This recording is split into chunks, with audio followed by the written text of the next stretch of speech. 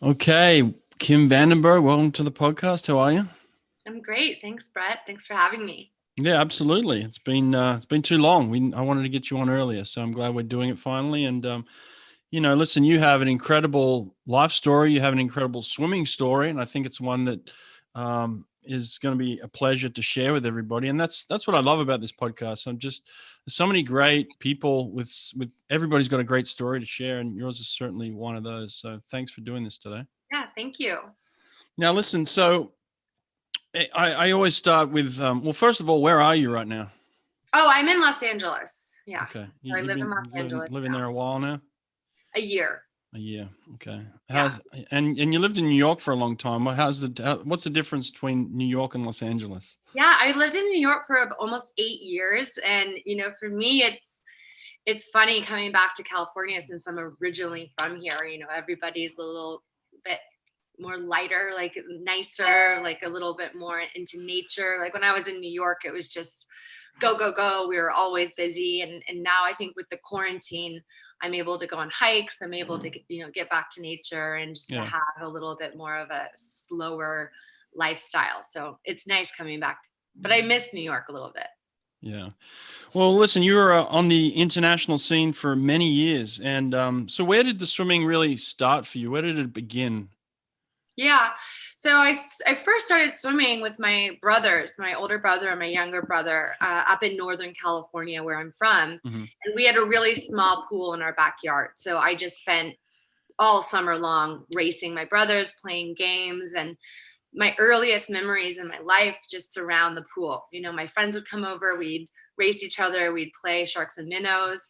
So I really developed a passion for being in the water at that age. And then I joined my first swim team when I was 8, but I was only swimming during the summer. So I was doing summer league when I was, 8, 9, 10. And it wasn't until I was 11 or 12 that I started exploring the idea of going to year-round swimming. Yeah. And were you naturally good at it from the get-go? I think I was naturally athletic. I mean, I was also playing other sports. I played basketball and soccer, track and field, baseball. I was a huge tomboy. I wanted to be just like my brother. And I was really competitive. So I had that competitive spirit and I loved to race. So, summer league swim meets, my favorite part was the competition. Yeah. And so when I was about 12, I believe I won like the High Point Award at a summer league meet. And then one of the year-round coaches came over to my dad and asked if I'd be interested to start swimming year-round. And so that was a really big step up from swimming like once a day in the summer to swimming every single day in the morning and afternoon. So you started doing doubles pretty young? When I was 12. 12. Okay. Yeah. 12, 13. Yeah, right. Was there a time for you where swimming wasn't as fun? Because I can remember around 13, 14 when I started doing doubles and doing year-round swimming. In the winter you're indoors and we had a nice warm pool, and in the summer there were days where it was absolutely freezing, and I hated swimming. Did you go through periods where you loved it and hated it?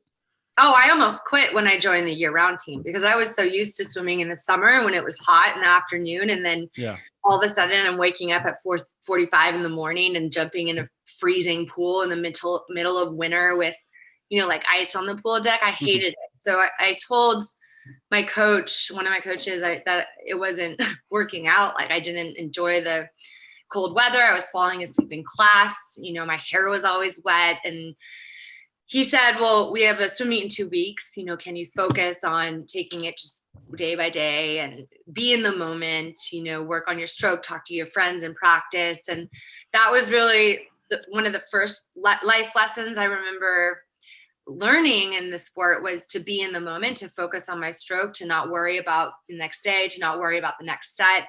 And so I did what he said. And then 2 weeks later, I go to this swim meet and I qualified for junior nationals in the 50 freestyle. So instead of quitting, I quit all the other sports, and I used to play piano. So I quit piano and I just focused in all my energy on school and on swimming. Hang on. So at one point you were a 50 freestyler? And 100, 50 and 100. I actually had the national high school record in the 100 free when I was a sophomore. Really? What happened? You don't go up from there? My made me swim the 200 free and the 200 fly. And I did not want to go there. I was like, why would I do that? Why would I go to the 200s when I could do 100 free? And I love the 100 free. So, but I'm thankful, obviously, that they forced me into the 200 and 500 freestyle when I was a junior in high school. So yeah, in high school, I was like 50, 100, 200, 500 free. And I did the 100 fly and some 200 IM. But it wasn't until college that I really became a 200 flyer. So who were your main influences as a coach in high school? Ronnie and Don Heidary. They coach Orindo Aquatics. And so they were I was such a handful at that age. They did a great job dealing with me, but I was 12 to 18. So I swam with them. And then when I went to UCLA, it was Cyndi Gallagher. And why did you decide UCLA out of all the choices you probably had? I loved Cal, but I grew up right next to it. So I grew up in Berkeley, near Berkeley. And so I wanted to be in a new location, not too far from home. Mm-hmm. I looked at the University of Virginia, looked at Cal, looked at University of Arizona, but UCLA, the location was great, an hour flight, from Northern California to LA. And then also Cyndi Gallagher, I just felt a really nice bond with her. And I felt like she could really understand me and help me get to the next level. And then the girls on the team, I loved the UCLA girls. Two of them actually swam on my club team. So when they would come from college, I heard stories from UCLA. And then when I went on my recruiting trip, I already had friends on the team. And so, walking around campus during my recruiting trip and just seeing all these John Wooden quotes. And I just was so inspired by John Wooden. And it was very clear that was the space and the place for me to develop. Now, did you have a good college experience? Were you successful over those 4 years? How'd you do? Yeah, I did really well. It was amazing. I loved UCLA. It was, a struggle at first, freshman year, I wasn't super into weightlifting when I was in high school. So getting into 3 days a week, intense, weightlifting. And then we would go on these perimeter runs around UCLA, and I had never been so exhausted just from the training. And so I remember freshman year, I was like, there's no way I could do this for 4 years. I don't know how people do this. So in my head, I was not even thinking about the Olympics. I was like, get through freshman year, Yeah. And Greg Meehan was also the assistant coach at the time. Oh, wow. And I remember talking to Greg one day and just totally breaking down. And I was like, I don't know how I'm going to do this. I could barely walk to class, And I was really thankful that I had such a supportive team, and the older girls were like older sisters, and we were all going through that same experience together. So by the end of freshman year, once we started tapering, I went all best times and I got the Pac-10 swimmer of the year my freshman year. Wow. So when I did that, I was like, okay, I could definitely, and I made NCAAs, I made finals at NCAAs. So I realized that if I could get through freshman year and go best times and do really well, then for sure I could go the next 3 years. And so it gave me the confidence I needed to make it to the end. Was it a good experience for you being part of just a women's only group, or do you have regret not being, swimming? No, I mean, I was able to train with men later in my career, when I started training with Michael Phelps and the Club Wolverine team. I trained with them off and on in 2006 to 2008. Mm-hmm. And then I went off to Europe and swam with the international co-ed group in Italy and France. And so I definitely, and then, being on the national team, you're training with men at training camps and stuff. So I loved being on an all women's team. I mean, it just felt like a sisterhood. It kind of felt like a sorority, it's just a swim team full of sisters. Now, who were your main competitors in college? Who were the women that were swimming your events at the same time? And, who were you competing against around that period? Dana Kirk and Kaitlin Sandeno. Oh, right. Okay. Yeah, those girls. Yeah. Yeah. So it was a legit group. Mary Decenza and I were always racing NCAAs. She was good too. Yeah, Mary, Dana, and I think we're the same. I think we were all the same year. Yeah. Oh, wow. That's awesome. So after college, why do you decide to continue? Why swim pro after that? Yeah, I never thought I would. I mean, I always thought I was just going to finished college and I wanted to study abroad. I wanted my 5th year to be in Europe. And so when I was starting to finish up my college career, it was 2006, and I had done really well. In 2005, I made my first national B team and got to travel to Turkey for the World University Games. And then next year was 2006 when I think I got second at the NCAAs in the 200 fly, and I was getting ready to swim at US Nationals that summer. So that was a really big, pivotal moment for me, because I could have just stopped swimming, studied abroad, moved on with my life, but I was swimming really well. I wanted to try to see if I could make the national team, and win nationals. And so I had the opportunity, thankfully, to train with, like I said, Club Wolverine. And I was going to altitude training trips with them at Colorado Springs, with Bob Bowman, Michael Phelps, and that whole crew, Davis Tarwater, Eric Vent, Peter Vandenberg, Klete Keller. So I was able to train with them and come back to UCLA and swim. And I was just getting really, really serious about trying to be the best that I could be to see if I could make it. And I went to US Nationals that summer, and I ended up winning the 200 fly, and I made the national team, and I signed a contract with Speedo, and I was training for the World Championships. And so that kind of took me to the next level of, okay, I'm on the national team. I'm going to train for World Championships and train for Beijing. Yeah. Well, I do want to talk about your Olympic experiences, because this is an Olympic year, and you've had multiple. You've been to 5 Olympic trials and had various levels of success and disappointments. So I do want to go into that. But you did mention someone's name there. You mentioned Klete Keller, and a former teammate of yours. What's that been like for you to watch that from a distance? Yeah, it's really disappointing. It's really sad. I mean, it's not something you want to see your teammate experience, and I don't understand it. I don't understand what he was thinking. For me, it breaks my heart. I mean, I went to his wedding, and I'm friends with his sister, and I hope he's healing. I hope he's experiencing, I don't know, different ways to process what happened. But it's for me, it's sad to see. How about you? Have you had a chance to talk to Klete or find out how he's doing from anyone? I haven't, and I'd like to. I'm not sure. Maybe I could reach out to some friends, but I've only read what I see in the news. Yeah, I'm the same. How do you feel about it? I don't know, Klete. I was always on the other side. I was on the Australian team. He was on the US team. So I know him from, getting on the same bus as him, or being at the same warm-up pool, or watching him compete,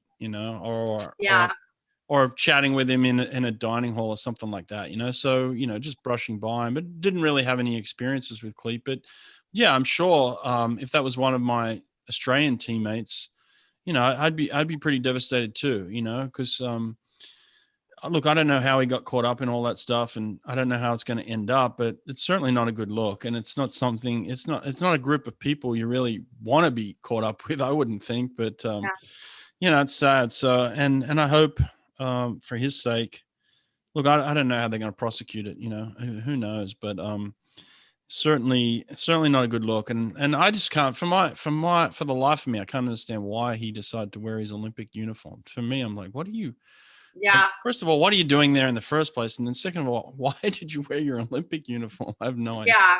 I think for me, it's like confusion, like everyone confused and disappointed. Yeah. Anyway, so let's get off him for a second. So in terms of your Olympic trials experience, at least, it started for you in 2000 at a very young age, right? Yeah, I was 16 years old at my first Olympic trials. Yeah, I was terrified. and you were there for what event? 7. I made the team. I didn't make the team. I made the cut in 7 events. Oh, so 7 events. Wow. So you're really just going there for the experience. Yeah, I was swimming. I actually used to swim IM. So I did 200 IM, 400 IM, 100 fly, 200 fly, 50, 100, and 200 free. Oh, wow. That is a program right there. That's like it's bigger than a Phelps program. You put the 50 in there. So the 100 fly was my best performance at that trials. I think I got 18th place. So I just missed the semifinals. And I remember thinking at the time, like, oh, maybe next time I'll be a semifinalist. Like that was in my head. But you were just walking around starry-eyed, I guess. Oh yeah, I remember just like staring at like, Christy Kowal, Misty Hyman. Like I told them this, like I love the Isties, Christy and Misty. They're amazing. And I remember watching them make the team and just wanting to be exactly like them. And I remember watching Erin Pearsall make the team. And yeah, it was fun. It was scary. I mean, I remember I was so nervous, on the blocks. I was kind of shaking. And when I swam, I was focused on everyone else. And my races were all over the place and none of them were, I mean, the 100 fly was decent, right? But it was a huge learning experience coming back and talking to my coaches about what happened mentally, what I was thinking about. And I realized that was another life lesson, don't compare yourself to other people. Like you have no control of what other people are doing. I lost my focus on my own race plan. And so the next time I went to trials, that was what I was focusing on, was my own race plan. Well, it's pretty amazing, this evolution you have. At 16, you have, the 7 race experience as a young kid, and then you go all the way through to 16 as a grown woman, so let's go through them one by one. So 2004 is the next one. Yeah. Tell me about that. Yeah. So then by the time 2004 rolls around, I think I was a sophomore at UCLA. So I explained my freshman year and how that was really painful, but I got through it. So I had more confidence coming into my second trials. I knew what to expect. I'd been racing all these girls at NCAAs. Like I had more of a sense of how to manage that pressure. And so I was like, okay, one race at a time. And I swam my 200 fly prelims, and then I did really well and I made semifinals. And so I was super stoked to make semifinals, go to semifinals. And I actually won my semifinal heat. Oh, wow. In 200 fly. So I was like, wow, I was seated 4th and I was going into the final heat. So I was just over the moon to be going into finals. And I ended up racing right next to Misty Hyman, who I said earlier is one of my role models. And I just adore her. And she was the American record holder at the time. And she was the gold medalist from the 2000 Olympic Games. Yep. So I couldn't have been racing anyone better, than Misty. And I was right next to her, but I was trying not to freak out, because I was, in the ready room, and the NBC was there with their cameras in Misty's face, which was like right next to my face. And so I was just kind of overwhelmed with, 15,000 people in the stands, racing Misty Hyman, the American record holder, trying to qualify for the Olympic Games. But I knew how to race my own race. I wanted to breathe every other. I wanted to do 6 kicks off the wall. So in the race, the first 3 laps, I was just totally in my own zone. And then coming off that last wall, I was just so curious where other people were, right? I was like, okay, this is the last lap of the 2 fly. Like, I want to know where people are. And I started in my streamline and I was like kind of looking around.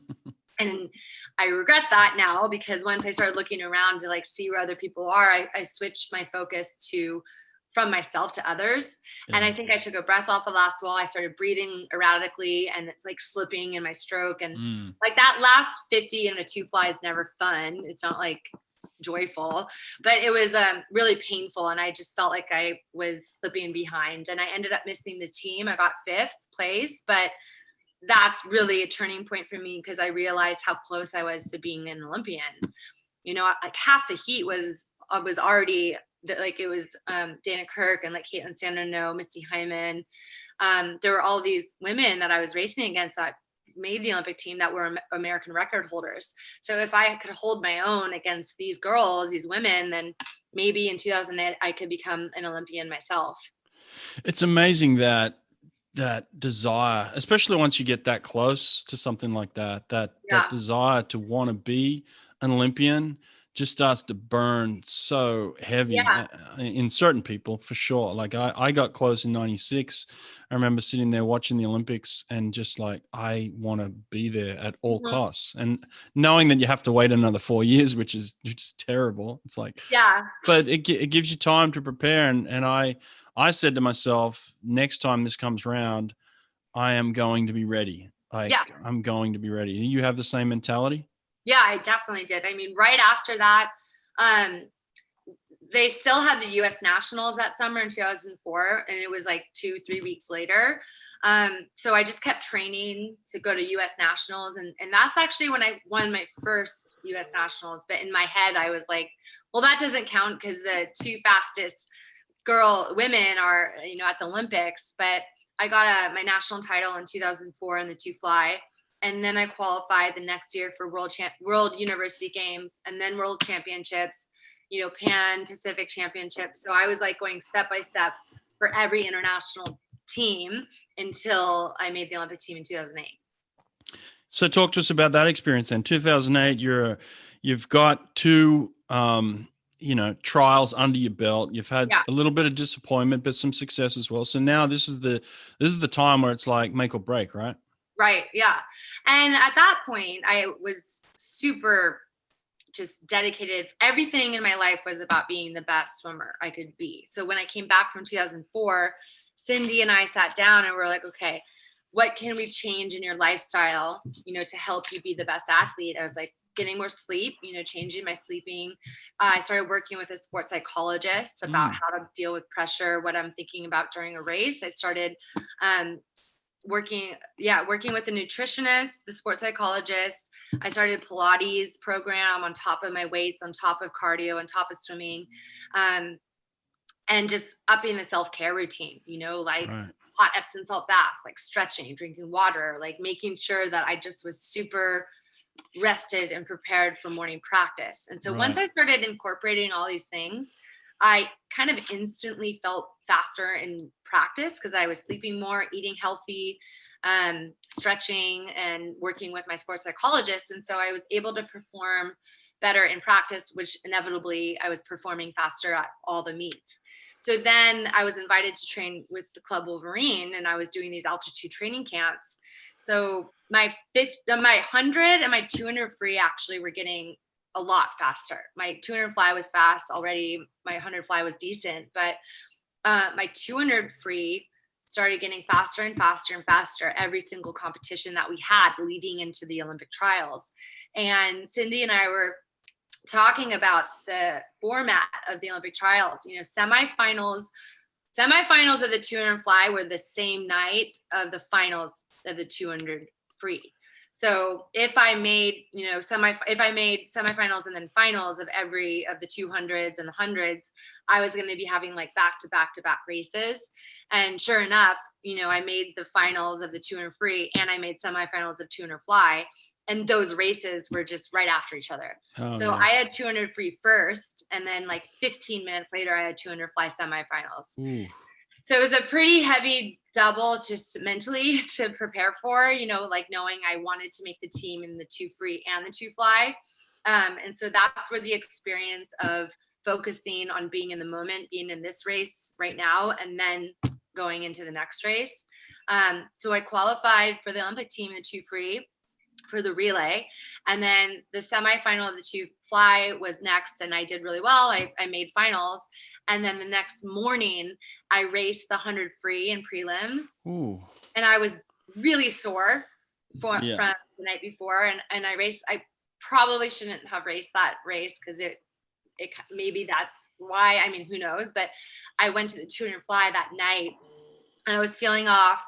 But I wanted to just stay in my lane, stay in my focus. And I was the top seed at the time in the 2 fly, coming off a silver medal at the World Championships in Australia. So I was, that's what I was training for. I was training to make the team in the 2 fly. And I had already made the team in the 2 free for the relay.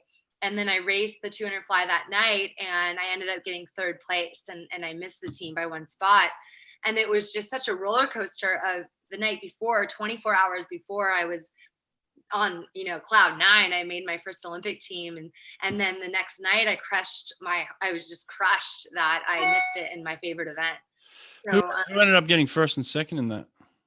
In the that year, because I got 3rd the next year. I think that year it was oh my gosh, I'm terrible. Who beat me? I forget. Kathleen Hersey for sure. Oh, right, Kaitlin, that's right, from Texas. And then Elaine Breeden. Oh, okay. Right. Yeah. They beat me, but they were so sweet because we were like all getting, drug tested and I was crying. I was really upset. And they're like, Kim, we're like teammates. We're going to Beijing. Like we're on the team. I'm like, I know, but I wanted to swim the 200 fly. And it was just, I mean, I was still going to the Olympics. So when I talked to Cyndi, she was like, you could be sad about this, but now we're just going to focus on being like the best freestyle swimmer for the next 2 months. That makes sense. And you were talking earlier about kind of checking all the boxes of becoming a professional athlete. And it's funny to me, you know, you see everybody's progression. And once they make that realization that there is another level on top of what you're already doing, because I think as a college athlete, you're like, oh, I'm training hard. I'm doing everything I could possibly do. But it's not until you leave college and you become an individual again and you realize it's all on you. Yeah. That you realize there are little things that you could be doing even better than what you were doing in college. And once you start checking those boxes, then your swimming goes to a whole nother level again. Yeah. 100% for sure. Yeah. That's what I experienced. So in terms of, you know, getting to the Olympics and having an Olympic experience and then actually finally getting on the podium at the Olympics, that must have been a pretty cool experience too, right? Yeah, well, I was only in the prelims. And so I swam the prelims. And so when we won the bronze medal, I wasn't able to go on the podium because I was swimming in the morning session. So that was disappointing. I wish I could have experienced that because we do have a bronze medal as a team. It was a bit hard. It was a bit emotional not racing the 2 fly there. It was really hard to watch that race, you know, in the stands.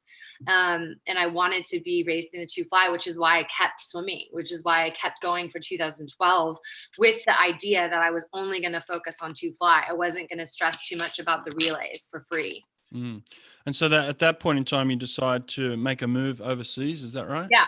So because I always wanted to study abroad when I was in college, after the Beijing games, I was invited to go train in Europe. And so I started in Italy and then I ended up in France and I spent a couple years there training with the French team. That's an awesome experience. Was it tough to support yourself during that time?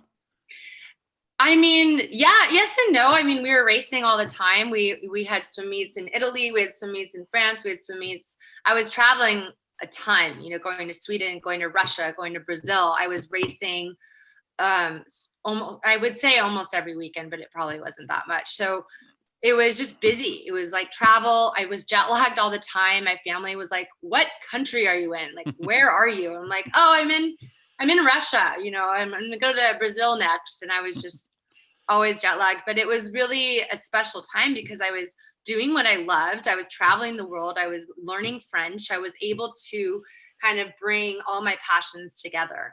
So I was opening my mind to new ways of living, new ways of training. And that's truly why I went to Europe, was to have a life experience. You know, I had certain coaches in the US talk to me like, why are you in Europe? Like, the US is the best place to train. And I was like, I want to have a life experience outside of the US because I'm able to. And, you know, I'm also Dutch. Like, my father was born in Amsterdam. And so I became really close with the Dutch girls, Inga Dekker and Femke Hemsker. Like, those girls became like sisters when I was training with them in Marseille. And at one point they were like joking that I should change my nationality to race with the Dutch girls and be on the their relay, which would have been super fun, but I don't know. I decided I grew up in California and I'm a California girl.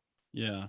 But I mean, that's the beauty of our sport. It's truly an international, worldwide sport. I mean, you can do it anywhere. And I don't think people realize the amount of money you can actually make if you do dedicate yourself to traveling like yourself, or, you know, I think a Katinka is a great example of that. Or you know, there's money to be made out there if you dedicate yourself to, you know, putting that much hours into traveling the world. You can certainly make a living from it.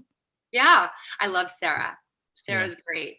Yeah, it's so I know disappointing. I know you had a podcast with Sarah. I did race her in Sweden, and she's a special one. She's tough. She'll come back. She'll be fine. But it's I did something similar, so I can attest to how great that experience is of traveling the world, meeting people. And I didn't get to pick up a language like you. I wish I had have done that, but that's pretty awesome that, you know, you picked up some French as well along the way. Yeah.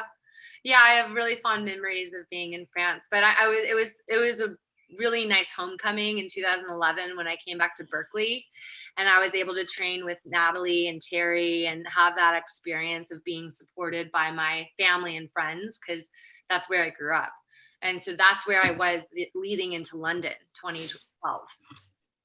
We all wonder what people are doing. You know, you've mentioned a couple of coaches now. You mentioned Bob at Club Wolverine, and was a band check there as well at the time? Yeah, Irby. Yeah, Yeah, Irby, you know, and then you've mentioned Terry, you mentioned Roman Barnier, Cyndi Gallagher, you know, like all these different coaches, but swimming's really swimming, isn't it? There's not anybody doing anything that different. I mean, at the end of the day, you got to swim up and down the pool, right? Yeah, I mean yeah, sure. I mean, swimming, but like the relationships that you have with your coaches, Yes, they change. They're different. sure. It depends where you are in your life. It depends how you connect with the coach. And I feel really blessed that I had the opportunity to train literally with the best in the world, you know, Yep. Bob Bowman and Terry McKeever and, you know, Cyndi and Romy and Irby, you know, everyone. So I learned so much from, and Greg Meehan, like I and Dave Durden at Cal, like when Terry and the girls were gone, we would sometimes train with Dave, and I just was really lucky. I feel really lucky that I had that experience to learn from the best and to be inspired and to just grow as an athlete. Well, 2012 wasn't your last experience, so talk to me about that one. That was a huge heartbreak. I mean, I had literally traveled the world, like we talked about. I had made the Olympic team. I have a medal from the 2008 Beijing Games. So I was just really focused on making the team in the 2 fly for London, you know. So I was swimming quite fast leading into 2012. I got a gold medal at the Pan American Games in 2011, in the 200 fly and in the 4x200 freestyle. So I was swimming really well. I was training with Terry McKeever, you know, first female head coach of an Olympic team. I was training with Natalie Coughlin, like the best of the best. So I go to trials for my 4th time, and I had a great prelim swim. It was actually like the easiest 200 fly. It was super solid swim. Made semis, obviously, and then I was actually seated first at that time in the semis. And then my semis was okay. It wasn't the best race, but I qualified for finals. I think I was probably seated 4th or 5th, or maybe 4th. But I go into finals, and I had my lane. It was like going back from 4 years earlier, and I focused on my own race. And then I touched the wall, and I got 3rd again. Oh, wow. And so I was like, are you kidding me? Like, I got 3rd in that race in 2008, and I got 3rd in 2012. And so I just went underwater and started swearing profanities, and then popped up and, you know, I congratulated the girls. But I didn't make the team in the relay, right? And so I became the first alternate. And so I had to sign paperwork, and I didn't want to stop swimming at that point, because I was like, this is a terrible way to end. Like, I want to heal through this and explore what's next. And so I went to the US Open like a couple weeks later just to have another race, you know, just to kind of keep moving forward. But I did realize that I wanted more than just swimming at that time. And so I moved to New York in 2012, and I trained at the New York Athletic Club. And I was going back to Europe and swimming in swim meets in Sweden and Italy. And I was going back and forth from New York to Europe. And then I went to like US Nationals, short course, and I just trained pretty much by myself or maybe with some friends while I started working. And so then I started interning with a photographer, and then I started writing, and then I started just kind of trying to create balance between work and swim.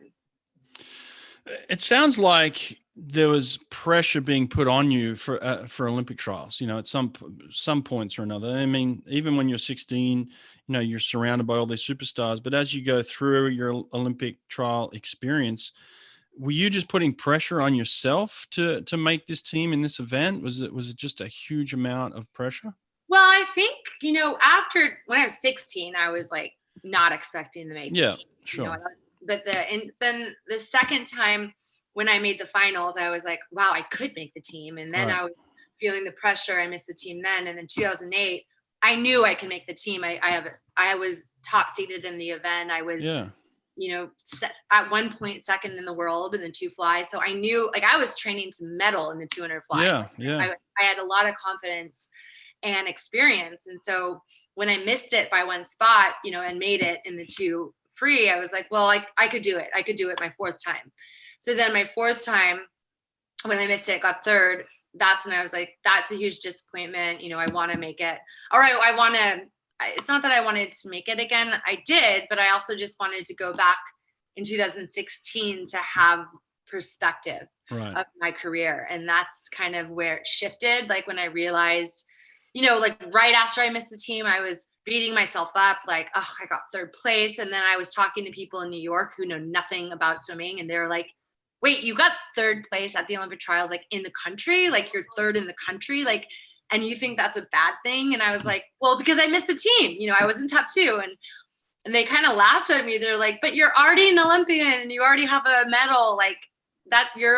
So I realized that I was so blessed and lucky to have the experience that I was able to have the support and the opportunity to train with the best and to go to trials that many times. Was your identity wrapped up in the 2 fly a little bit? Like, was that your baby? Did you feel different when you swam that race? I mean, yes, because I won nationals in that event multiple times. Right. I had international medals in that event. Yep. At the Pan American Games, I had, gold medal, I had silver medal, like I had medals internationally. I was winning the 2 fly at most of the meets I would swim in. So that was it was for sure my favorite race. I think the 200 fly is better than the 200 free. 200 free is so painful. Yeah. Well, I don't do either one of them, so I can't. Yeah. 200 free. I remember dying in the 2 free at the Santa Clara meet once. And I went to Cyndi. I'm like, I'm never swimming that event again. Like, I hate that event. She's like, you're a 200 freestyler. I'm like, no, I'm not. And I just like kept fighting her. Of course, she was right. I was, 200 freestyler in the relay. So in 2016, you told me you had an experience where, you're an older woman now. This is your 5th time going to the Olympic trials. And then you're seeing all these kids like when you were, a 16-year-old back in 2000, right? Yeah. So at that point, I made I made the cut in the 100 fly. Mm-hmm. So I went back to trials in the 100 fly, and I was in the ready room before prelims, and I was like sitting I was 32 at the time. Right now I'm 37. And I was 32.